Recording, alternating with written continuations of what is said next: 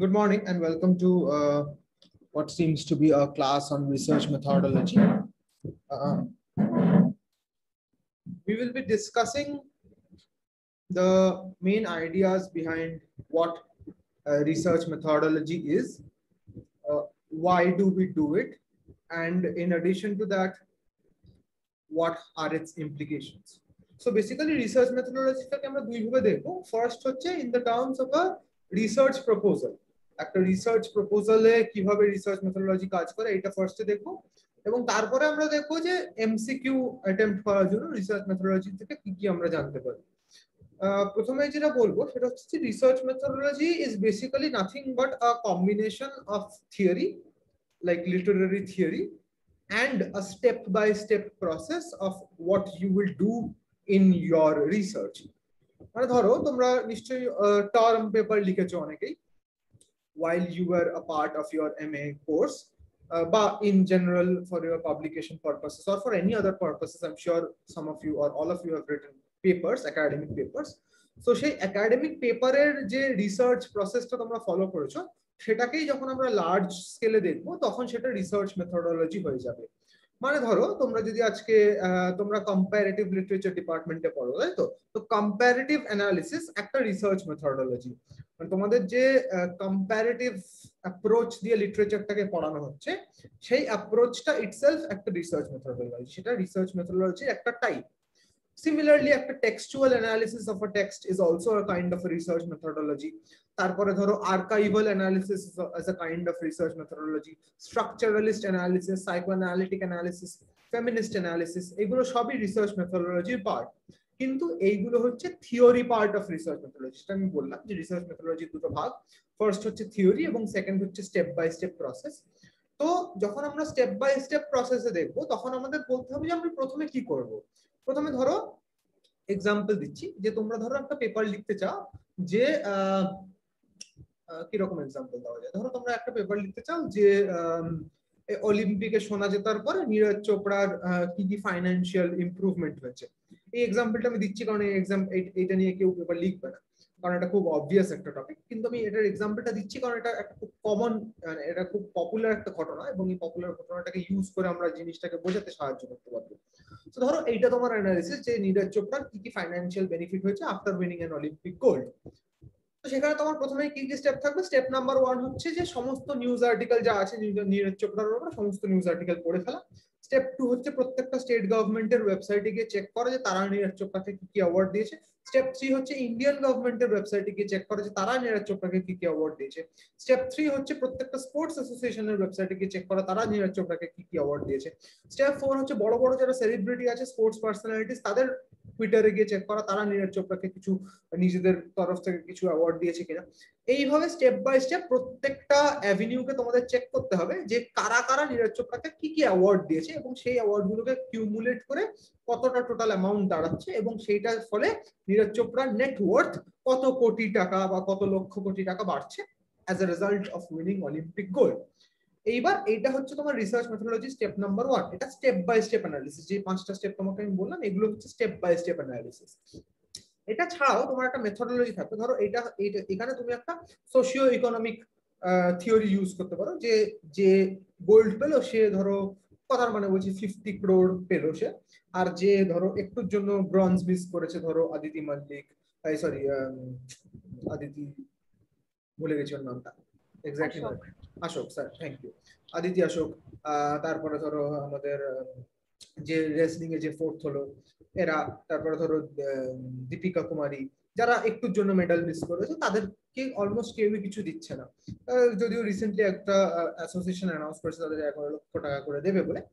But পয়েন্টটা সেটা নয়, পয়েন্টটা হচ্ছে এই ডিসপ্যারিটিটা কেন থাকবে just because someone has won a medal and someone has not, এবং মেডাল উইনিং এর কি কি ইমপ্লিকেশন থাকবে ইন देयर ফিউচার, তাদের মাথা মানে তারা আদৌ এর পরের অলিম্পিকে মাথা ঠিক রাখতে পারবে কিনা, 2008 অভিনব বিন্দ্রা সোনা জেতার পরে আর কেন কোনো মেজর তার ফিট নেই, বা কোনো পিভি সিন্ধু ছাড়া রিসেন্ট টাইমসে প্রায় কোনো অলিম্পিয়ানই মানে কনজিকিউটিভ অলিম্পিক্সে কেন মেডেল পাচ্ছে না। এই সমস্ত কিছু কিন্তু তোমাদের রিসার্চ মেথোডোলজির পার্ট এবং তোমাদের হাইপোথেসিসের পার্ট। তোমরা যদি অনেক কেউ আমার রিসার্চ প্রপোজাল লেখার ভিডিওটা ইউটিউবে দেখে থাকো, তাহলে বুঝবে যে রিসার্চ মেথোডোলজি কিন্তু রিসার্চ প্রপোজালের একটা পার্ট এবং বাকি পার্টগুলোর সঙ্গে খুব ইন্ট্রিনসিক্যালি লিঙ্কড। এবং যখন সেই ইন্ট্রিনসিক্যালি লিঙ্কটা দাঁড়াবে আমাদের সাথে, তখন আমরা বুঝবো যে লিটারেচার রিভিউ বা ধরো তোমার চয়েস অফ প্রাইমারি টেক্সট, এইগুলোর সঙ্গে কিন্তু রিসার্চ মেথোডোলজি খুব ক্লোজলি এগুলো লিঙ্কড। একটাকে ছাড়া আরেকটাকে বোঝা পসিবল নয়। সুতরাং তোমরা যদি এই ক্লাসটার পরে রিসার্চ মেথোডোলজি, রিসার্চ প্রপোজালের ভিডিওটা দেখে নাও, যদি না দেখে থাকো, তাহলে বুঝবে যে প্রত্যেকটা জিনিসের যে ইন্টারলিঙ্কটা রয়েছে, সেই ইন্টারলিঙ্কটা অ্যাকচুয়ালি একটা contributing factor towards one another, মানে এটা একটা সিম্বায়োটিক রিলেশনশিপ, একটা আরেকটার উপরে ডিপেন্ডেন্ট।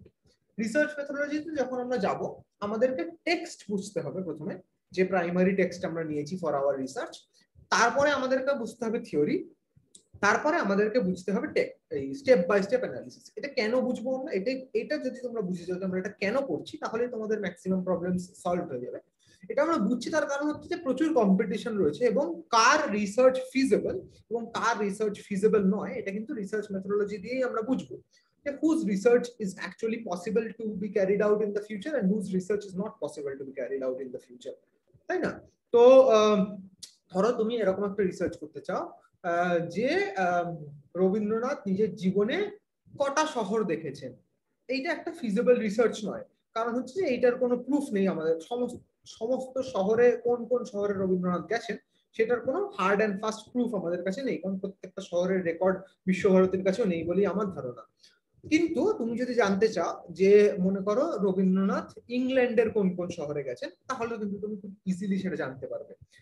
রিসার্চ মেথোডোলজিতে যখন তুমি যাবে, তখন তুমি দেখতে পাবে যে এই যে প্রসেসটা, এই প্রসেসে তোমার কোনো স্টেপ বাই স্টেপ নেই। তুমি কি করে জানবে? তোমার পক্ষে যে পৃথিবীর যে 256টা দেশ, প্রত্যেকটা দেশে গিয়ে খোঁজ নেওয়া পসিবল যে রবীন্দ্রনাথ সেখানে গেছেন কিনা?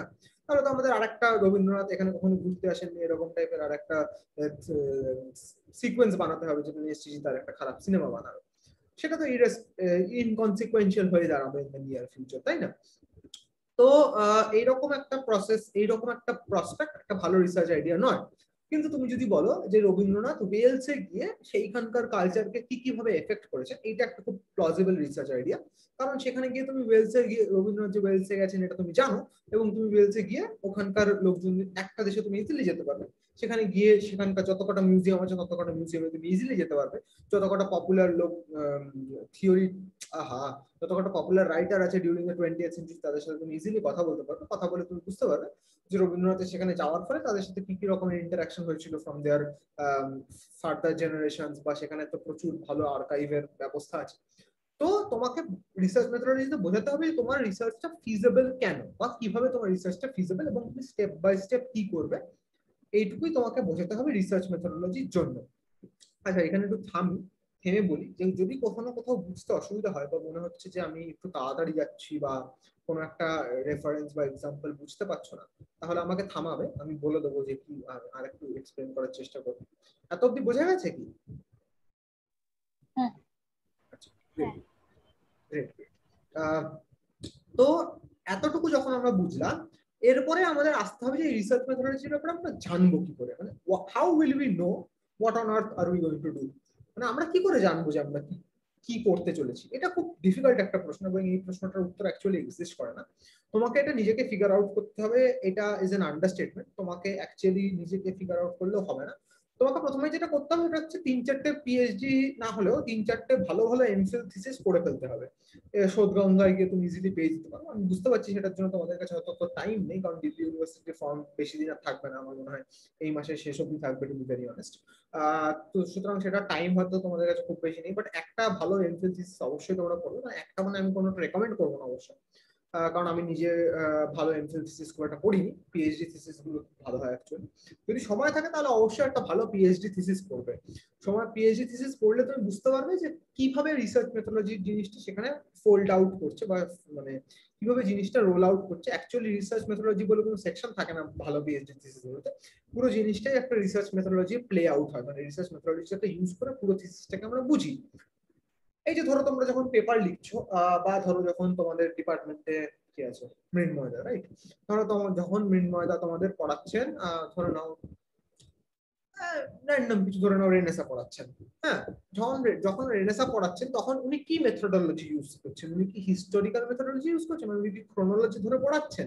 মানে সেই গ্রিক থেকে স্টার্ট করে 14th সেঞ্চুরি ইটালি থেকে স্টার্ট করে তারপরে তোমার প্রি রেনেসা থেকে শুরু করে একদম তোমার 16th সেঞ্চুরি ইউরোপ অব্দি, নাকি উনি একদম কোনো মানে টেক্সচুয়াল অ্যানালিসিস যাচ্ছেন, মানে প্রথমে ম্যাকবেথ তুলে নিয়ে ম্যাকবেথকে অ্যানালাইজ করছেন, তারপরে মোনালিসাকে তুলে নিয়ে মোনালিসাকে অ্যানালাইজ করছেন, এটা হচ্ছে টেক্সচুয়াল অ্যানালিসিস। তো তোমাকে যখন কেউ পড়াচ্ছে সেও কিন্তু অ্যাকচুয়ালি একটা রিসার্চ মেথোডোলজি ফলো করে পড়াচ্ছে, যেহেতু সেটা সে স্টেট করছে না, এটা হয়তো তোমরা বুঝতে পারছো না যে একটা রিসার্চ মেথোডোলজি অ্যাকচুয়ালি ফলো হচ্ছে। সুতরাং ধরো তোমাকে অন্য কেউ ধরো পার্সন এক্স তোমাদের পড়াচ্ছে ইন্ডিয়ান রাইটিং ইন ইংলিশ, তো সেই ইন্ডিয়ান রাইটিং ইন ইংলিশটা কিভাবে পড়াচ্ছে, সে কি একটা ওভারভিউ দিয়ে পড়াচ্ছে, মানে প্রথমে সে বলছে যে দেখো Indian writing in English started from the late 19th century, তারপরে আস্তে আস্তে 19th সেঞ্চুরি 20th সেঞ্চুরিতে গিয়ে সেটা ইম্পর্টেন্স পায়, তারপর 21st সেঞ্চুরিতে গিয়ে সেটা বুম করে, এইভাবে কি সে পড়াচ্ছে, নাকি সে প্রথমেই তুলে নিচ্ছে অনিতা দেসাই, সে প্রথমেই তুলে নিচ্ছে অমিতাভ ঘোষ, সে প্রথমেই তুলে নিচ্ছে রাস্কিন বন্ড, এইভাবে তুলে তুলে নিয়ে সে টেক্সচুয়াল অ্যানালিসিস করাচ্ছে, নাকি সে বলছে যে দেখো ঝুম্পা লাহিড়ী একজন ডায়াসপোরিক অথর হয়ে কেমন ভাবে লিখছে এবং রাস্কিন বন্ড একজন হার্ডকোর ইন্ডিয়ান অথর হয়ে কেমন ভাবে লিখছে। এই যে যখন সে দুটো জিনিসকে কম্পেয়ার করছে, এটা কিন্তু একটা কম্পারেটিভ রিসার্চ মেথোডোলজি হচ্ছে। প্রত্যেকটা শিক্ষণীয় বিষয়কে তোমাকে একটা রিসার্চ মেথোডোলজির অ্যাসপেক্ট থেকে যদি তুমি দেখো, তাহলে বুঝতে পারবে যে জিনিসটাকে আমরা কিভাবে বুঝছি বা কিভাবে আমরা জিনিসটাকে অ্যানালাইজ করছি, সেইটা থেকে তোমাদের আস্তে আস্তে রিসার্চ মেথোডোলজি জিনিসটা বিল্ড হবে। To put it very simply, এই জিনিসটা একদিনে বোঝানো একদমই পসিবল না, একটা ক্লাসেও বোঝানো পসিবল না। অ্যাকচুয়ালি আমাদের যখন আমি দিল্লি ইউনিভার্সিটিতে কোর্স ওয়ার্ক করেছি, রিসার্চ মেথোডোলজি আমাদের 6 মাস ধরে পড়ানো হয়েছিল এবং সেই 6 মাস পরেও আমি পুরোটা বুঝতে পারি। ইনফ্যাক্ট যখন তুমি নিজের রিসার্চ করা স্টার্ট করবে তার আগে তুমি কখনো এটা পুরোপুরি বুঝতে পারবে না, কারণ research methodology varies from person to person, from case to case, from text to text, from theory to theory. শুধু তোমাকে এটুকুই বুঝতে হবে যে আমার রিসার্চটা ফিজিবল কিনা এবং আমি এটা কিভাবে করবো সেটা আমি কতটা ভালো করে বোঝাতে পারছি। মানে basically you have to sell your research, মানে আমার রিসার্চটা এত ভালো কেন, কারণ আমি এই জিনিস করব, আমি পার্টিশন আর্কাইভে গিয়ে ওদের থেকে অ্যাক্সেস নিয়ে চারটে ইন্টারভিউকে অ্যানালাইজ করব, one from Punjab Pakistan, one from Punjab India, one from West Bengal and one from Bangladesh. ধরে নাও এদিকে বেনাপোল, ওদিকে পেট্রোপোলে, বেনাপোলের একজন, পেট্রোপোলের একজন, এদিকে পাঞ্জাব ইন্ডিয়াতে একজন, পাঞ্জাব ওয়েস্ট পাঞ্জাব পাকিস্তানে একজন।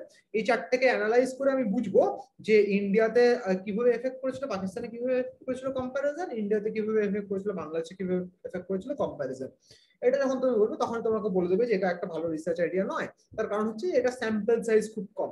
এবার এই স্যাম্পল সাইজ জিনিসটা কি, স্যাম্পল সাইজ হচ্ছে মানে তুমি তোমার রিসার্চে কতজনকে নিচ্ছ বা কতগুলো টেক্সট নিচ্ছ বা কতটা তোমার রিসার্চের এরিয়া, এই সমস্ত জিনিস একটা বইতে খুব ভালোভাবে দেওয়া আছে। এটা বইটার নাম রিসার্চ মেথোডোলজি, কোঠারি বলে একজনের লেখা, বইটার নামটা আমি পরে দুদিকে টেক্সট করে দেবো, এখন এই মুহূর্তে আমার মনে নেই কারণ বইটা আমার ওই ঘরে আছে, আমার অনেক ল্যাদ। তো কোঠারির বই আছে রিসার্চ মেথোডোলজি বলে, সেখানে স্যাম্পল সাইজ ভালো করে বোঝানো আছে, ওটা পড়ে নিতে পারো। কোঠারির বইটা একটু কঠিন এবং ওটা মেইনলি সায়েন্স স্টুডেন্টদের জন্য লেখা, সুতরাং আমাদের বুঝতে, আমার তো পার্সোনালি খুব বুঝতে অসুবিধা হয়। কিন্তু স্যাম্পল সাইজ মানে ধরে নাও তুমি একটা পার্টিশন নিয়ে কাজ করছো, সেখানে 4 জন কখনোই ভালো স্যাম্পল সাইজ নয়। তোমাদের কমন সেন্স নিশ্চয়ই তোমাদের বলছে যে পার্টিশন নিয়ে কাজ করার জন্য 4 জন কখনোই ভালো স্যাম্পল সাইজ নয়। কিন্তু তুমি ধরো তুমি যদি কাজ করছো একটা পার্টিকুলার বাংলা ডায়ালেক্ট কেন উঠে যাচ্ছে সেটা নিয়ে, তাহলে কিন্তু 4 জন ভালো স্যাম্পল সাইজ। বা তুমি ধরো কাজ করছো যে কেন ছোট ছোট প্রিন্টিং প্রেস উঠে যাচ্ছে সেটা নিয়ে, তাহলে কিন্তু 4 জন ভালো স্যাম্পল সাইজ। আবার তুমি ধরো কাজ করছো অনেক বড় কিছু নিয়ে, যে ইন্ডিয়ার সাথে ব্রিটেনের রিলেশন আফটার ইন্ডিপেন্ডেন্স, তাহলে তোমাকে কখনোই এই স্যাম্পল সাইজ দিতে হবে না, তোমাকে কান্ট্রি গুলোকে অ্যাজ এ ন্যাশনালাইজড এন্টিটি হিসেবে তোমাদের দেখতে হবে। পুরো জিনিসটা বেশ কমপ্লিকেটেড এবং একটার সাথে আরেকটার অনেক বেশি ইন্টারলিঙ্ক রয়েছে, এবং বুঝতে পারছি যে আমি যেভাবে বলছি ব্যাপারটা সেটা হয়তো কনফিউজিং লাগছে তোমাদের কারোর কারণ, কিন্তু যেটা কনটেক্সট এখানে সেটা হচ্ছে যে এই গোটা জিনিসটা যখন আমরা বুঝবো তখন আমাদের রিসার্চ মেথোডোলজিটা সহজ হয়ে যাবে, কারণ হচ্ছে রিসার্চ মেথোডোলজি জিনিসটা একদম রিসার্চের হার্টে থাকে। এবং পিএইচডি করার সময়, যেহেতু আমার মনে হয় না তোমরা এমফিল করতে চাও আফটার দ্য এনইপি ফিয়াসকো, সুতরাং তোমরা যেহেতু পিএইচডি তে অ্যাপ্লাই করবে, সুতরাং পিএইচডি তে কিন্তু রিসার্চ মেথোডোলজি খুব বেশি ইম্পর্টেন্ট। এমসিকিউ পারলাম কি না পারলাম ওটা অতটাও ইম্পর্টেন্ট না, কারণ রিসার্চ মেথোডোলজি থেকে 4-5টার বেশি প্রশ্ন কখনোই আসবে না, বাকিগুলো পারলে মোটামুটি চলে যাবে তোমাদের, সেটাতেও পরে আসছি আমি। কিন্তু ইন জেনারেল রিসার্চ মেথোডোলজিটাকে বুঝতে হবে, এবং বোঝার জন্য নিজের রিসার্চ করার থেকে বেটার কোনো অপশন আমার অন্তত জানা নেই। কিন্তু তোমাকে জিনিসটা মোটামুটি একটা বেসিক আইডিয়া থাকলে তোমার পড়তে সুবিধা হবে। যদি চাও তাহলে আমার যে নিজের যে রিসার্চ মেথোডোলজিটা যেটা আমি লিখেছিলাম আমার এমফিল এর ক্ষেত্রে, বা আমি যেটা রিসার্চ মেথোডোলজি লিখছি এটা পিএইচডি ক্ষেত্রে হয়তো শেয়ার করবো না, এমফিল এর ক্ষেত্রে যেটা লিখেছিলাম সেটা শেয়ার করতে পারি তোমাদের সাথে পরে। সেটা তোমরা পড়ে দেখতে পারো কেমন ভাবে সেটা লেখা হয়, বা অন্যান্য কারো যারা তোমার সিনিয়র আছে যাদেরকে তুমি ট্রাস্ট করো যে এরা ভালো রিসার্চ করে বলে আমার ধারণা, তাদের রিসার্চ মেথোডোলজি সেকশনটা in the research proposal, not in the thesis. কিন্তু প্রপোজালের রিসার্চ মেথোডোলজি সেকশনটা যদি তোমরা পড়ো তাহলে তোমরা বুঝতে পারবে যে জিনিসটা বেসিক্যালি কি খায় না মাথায় দেয়। একদমই সোজা ব্যাপার, এমন কিছু কঠিন নয়। আর এইবার যেটা মূল প্রবলেম সেটা হচ্ছে যে এমসিকিউ কি করে আমরা অ্যাটেম্প্ট করবো। দেখো ব্যাপারটা হচ্ছে যে রিসার্চ মেথোডোলজি এমসিকিউ দুই ভাগে বিভক্ত। একটা হচ্ছে জেনারিক রিসার্চ মেথোডোলজি, যেটার জন্য কোঠারি পড়তে হবে। কোঠারি আমি পড়া রেকমেন্ড করবো না, বইটা প্রায় 450 পাতা লম্বা, 450 পাতা পড়ে 3টে এমসিকিউর জন্য নট ওয়ার্থ ইট। এবং তাছাড়াও আরো 3টে প্রশ্ন থাকবে ইংলিশ স্পেসিফিক রিসার্চ মেথোডোলজির জন্য, এটার জন্য একটা ভালো বই আছে, research method for students of English studies or something, Gabriel Griffith বলে একজনের। অ্যাগেন বইটা আমি তোমাকে পাঠিয়ে দেবো, তোমরা ওর থেকে নিয়ে নিও। এই বইটা খুব ভালো, এই বইটা পড়লে যদিও তোমার সেমই 2-3টে প্রশ্ন তোমার কমন আসবে, কিন্তু এই বইটা পড়া আমি হাইলি রেকমেন্ড করবো, কারণ এই বইটা ভীষণই ভালো, এবং এই বইটা পড়লে তোমার রিসার্চ মেথডের সম্বন্ধে একদম পরিষ্কার ধারণা হয়ে যাবে। ইংলিশ স্টুডেন্টদের জন্য, আমি জানি তোমরা কম্পারেটিভ লিটারেচার পড়ছো, কম্পারেটিভ লিটারেচারের কোনো হার্ড কোর রিসার্চ মেথোডোলজি বই আছে বলে আমার জানা নেই। যেহেতু নেই আমার জানা, সেহেতু আমি বলবো যে ইংলিশেরটা পড়ো, কারণ ওটা বেসিক্যালি হিউম্যানিটিস বা সোশ্যাল সায়েন্সের জন্য জেনারিক্যালি অ্যাপ্লিকেবল, এবং যেহেতু তোমাদের সবারই প্রাইমারি টেক্সট অনেক সময় ইংলিশ বা বাংলা হবে, এবং যেহেতু ওটা ল্যাঙ্গুয়েজ স্পেসিফিক একটা রিসার্চ মেথোডোলজির দিকে ওটা এম করে, আমার মনে হয় ওটা পড়লে তোমাদের বেশ লাভ হবে। এবং ডিউতে তো মডার্ন ইন্ডিয়ান ল্যাঙ্গুয়েজে হয়তো তোমরা অ্যাপ্লাই করবে, বা ইংলিশও অ্যাপ্লাই করে থাকতে পারো, কম্পারেটিভ লিটারেচার তো নেই ডিউতে as far as I know. সুতরাং তোমাদের ওই যে ব্যাপারটা কি বলে ওটা, English research methodology will help you a lot. সুতরাং এই মোটামুটি ব্যাপার, কিন্তু আমি জানি এটা খুবই একটা ব্রিফ এবং ভেগ টাইপের অ্যানালিসিস, কারণ হচ্ছে যে এটা অ্যাকচুয়ালি একটা কোর্স, মানে একটা ফুল ফ্লেজেড কোর্স করানো উচিত এটা নিয়ে, যেটা এখন পসিবল হচ্ছে না। আমি জিনিসটা যতটা সম্ভব কম্প্যাক্ট করে বোঝানোর চেষ্টা করেছি, তাতে হয়তো কিছু জিনিস মিস হয়ে গেছে, কিছু জিনিস ওভারল্যাপ হয়ে গেছে, কিছু জিনিস এদিক ওদিক হয়ে গেছে, সরি সেটার জন্য।